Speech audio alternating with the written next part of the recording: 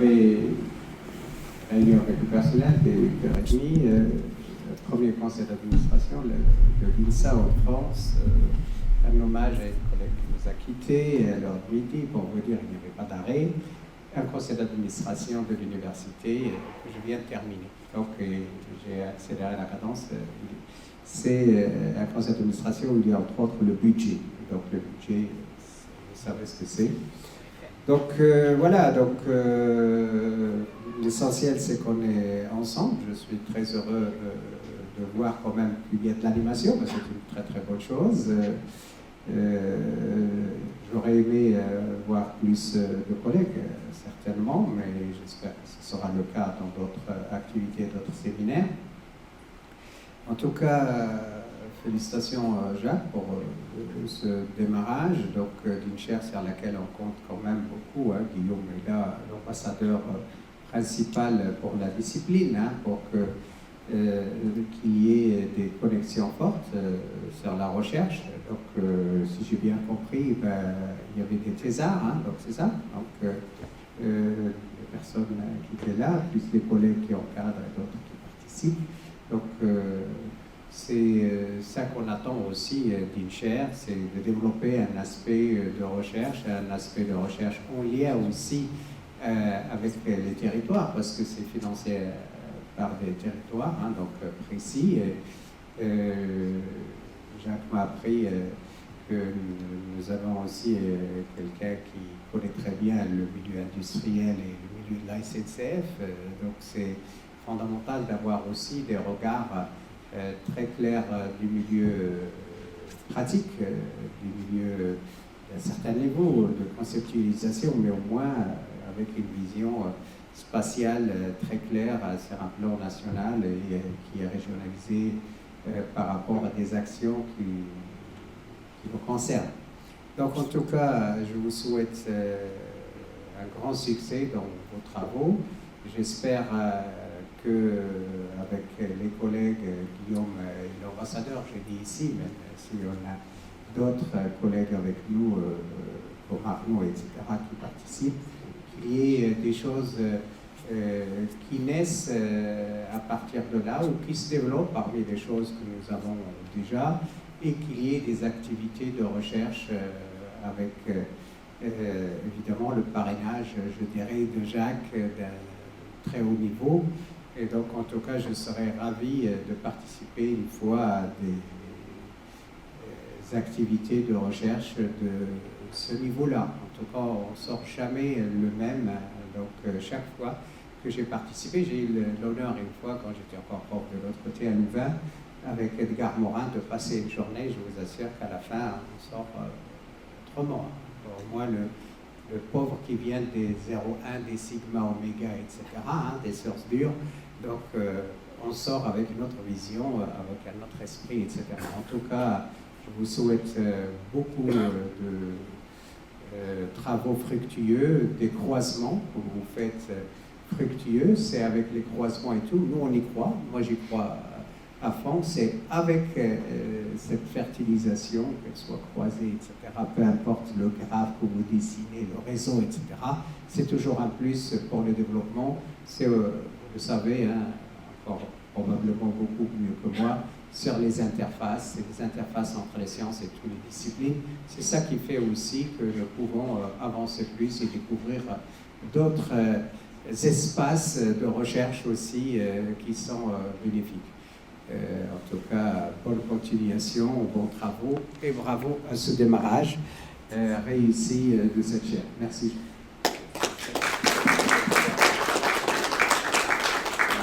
Donc, pour terminer, justement, on va donner la parole à une des chercheuses qui n'a pas pu venir parce qu'elle avait un petit problème qui devait être là, mais qui est N.K. Blanchard, et qui peut-être qu'on peut considérer comme une espèce de synthèse, de résumé de tout ce qu'on peut faire de bien dans la chaire, mais aussi à l'UPHF, dans la chaire avec l'UPHF.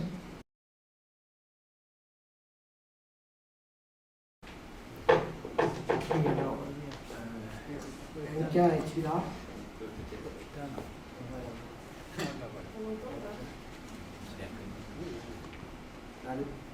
Allô. Maman. Ok, donc NK, bonjour. Alors, pour te présenter, parce que tu es un petit peu du côté des sciences dures, avec les mathématiques, on sait que tu es un peu notre chat de Schrödinger. C'est-à-dire tu es à la fois docteur, enfin doctoresse, et doctorant. C'est-à-dire qu'il fait déjà le doctorat de mathématiques. Le chat de Schrödinger, il est à la fois mort et vivant.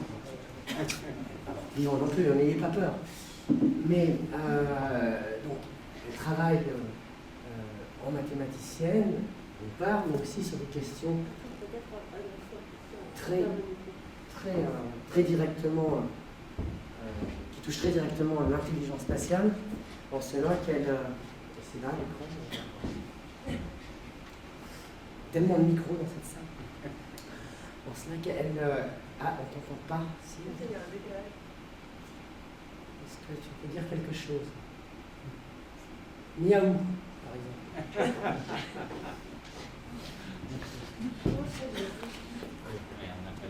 J'en profite pour faire un petit... La connexion est bonne.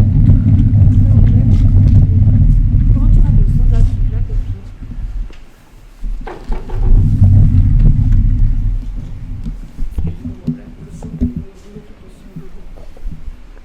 voilà, c'est ça. Voilà. NK? Oui. Voilà. Mais sauf que le son ne passe pas...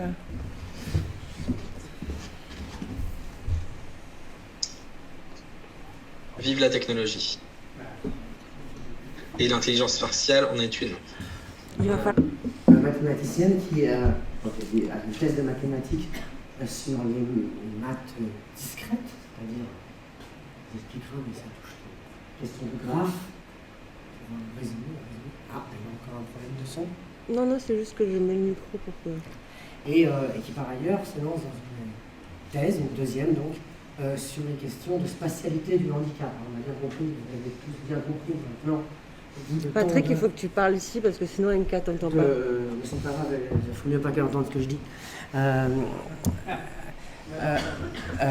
Donc les spatialités, on a tous bien compris ce que c'est. Hein, l'espace, cet espace vide de Paris pendant le confinement, ça suffit pas à faire le spatial. Il faut rajouter les trajectoires des individus, leurs comportements, leurs actions. Et donc il y a certains individus qui sont frappés d'un handicap et ils n'ont pas du tout forcément les mêmes capacités de se mouvoir, ils n'ont pas les mêmes chemins, ils n'ont pas les mêmes logiques. Donc nous lui proposons au travers de l'évocation de son travail et puis aussi de ses techniques qui sont les maths qu'elle pratique, de nous parler en fait d'intelligence spatiale d'une manière peut-être assez différente de celle que nous avons pratiquée depuis tout à l'heure. Alors voilà, je lui propose de lancer la discussion comme elle veut et puis après peut-être que je rebondirai en fonction de la facilité d'interaction parce que là le distanciel n'est pas très facile. Et le distanciel est une galère et en même temps ça a été un peu un révélateur aussi de spatialité là-dessus avec Coros justement on a pu avoir pas mal de réflexions. Vous m'entendez bien? Oui. Oui. Et donc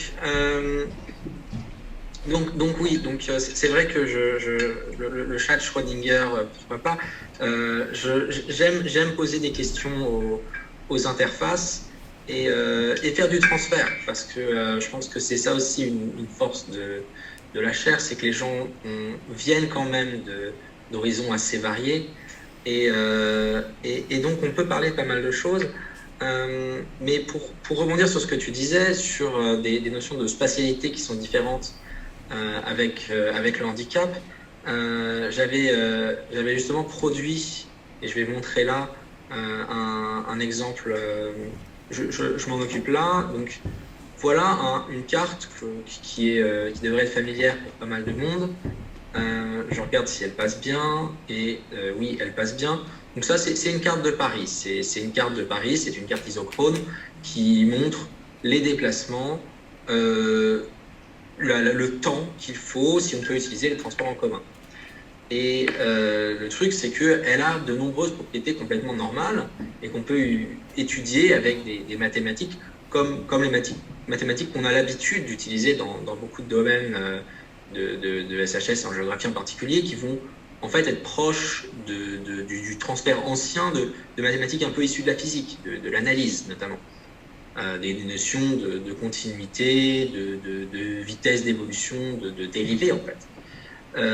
Mais là où mes travaux, je trouve, vont dans une direction plus marrante, c'est de dire qu'est-ce qui se passe si on prend une personne en fauteuil roulant. Et alors déjà, la carte devient beaucoup plus inquiétante, c'est-à-dire qu'en partant du même endroit, on voit qu'on a accès à 15% de la région, et avec des délais beaucoup plus élevés là où on peut aller. Mais ce qui m'intéresse, c'est pas tellement cette différence un peu quantitative il y a moins d'endroits où on peut aller et ça prend plus de temps. C'est la différence qualitative, ce qui fait que les déplacements deviennent différents et parce qu'on n'a plus des propriétés habituelles, on n'a plus la continuité. C'est-à-dire qu'il y a un endroit, c'est-à-dire que là, si j'augmente un tout petit peu le temps de trajet, je peux aller à beaucoup d'endroits, mais il y a des zones, il y a des enclaves, ce qui n'est pas censé arriver normalement. Il y a un certain nombre d'anomalies. Et il se trouve que j'aime bien cette population un peu particulière, enfin, ces nombreuses populations un peu particulières qui sont les personnes en situation de handicap, parce qu'elles font apparaître des choses dont on n'a pas l'habitude, notamment sur des questions de cartographie, et qui demandent en fait de nouvelles maths. Pas forcément des nouvelles maths, des maths qui existent déjà, mais qui ont jusqu'à récemment été peu utilisées. Et c'est typiquement l'utilisation de maths discrètes contemporaines. Alors, Enka, est-ce que tu peux déjà te mettre à mon niveau et expliquer ce que c'est que cette notion de discrétion dans les maths, parce que c'est pas tout à fait évident que des maths puissent être discrètes. Alors, en mathématiques, on oppose généralement le discret au continu. Donc, là où une personne dans la rue a généralement affaire à un espace qu'on va appeler euclidien, donc continu, on peut se rapprocher d'où on veut. En marchant, on se déplace.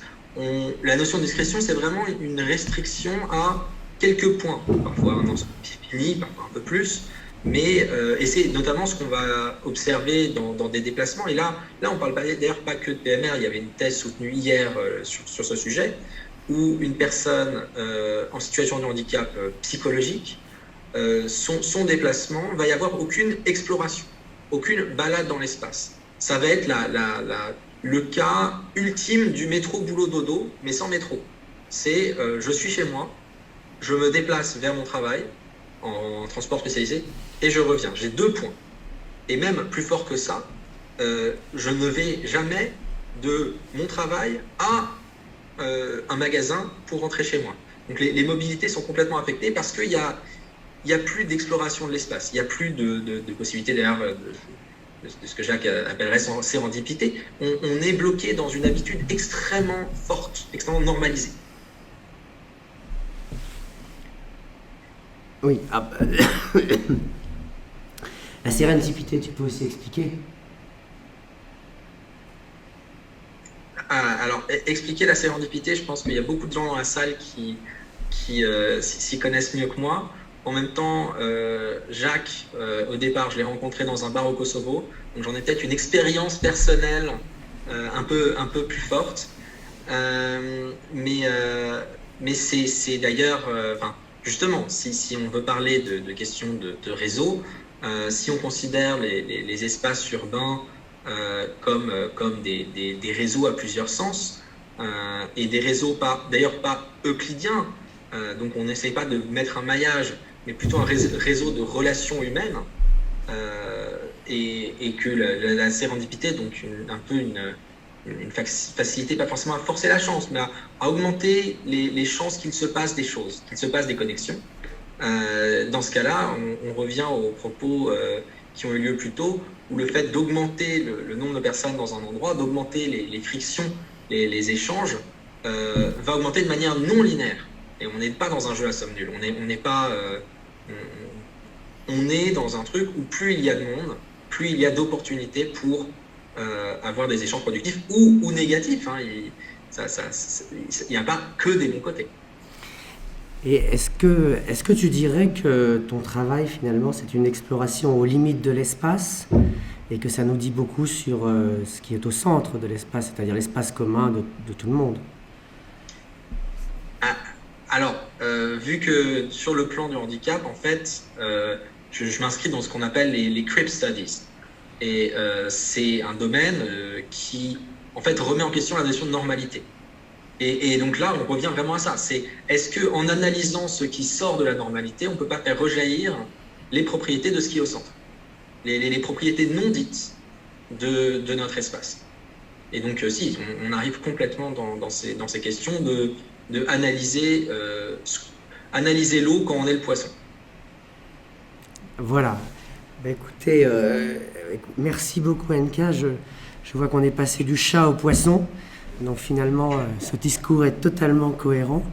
Je vais demander à Aurélie de bien vouloir préparer la suite. Et je te remercie d'avoir été, malgré tout, parmi nous, malgré les difficultés qui te sont tombées dessus, et aussi malgré la très longue attente qu'on t'a fait subir, puisque nous avons bouleversé plusieurs fois le programme dans la journée. Voilà. Je suivais le programme, ça ne changeait rien. Merci Patrick, merci de m'avoir invité et de m'avoir comme ça fait participer même à distance. Allez, au revoir. Au revoir.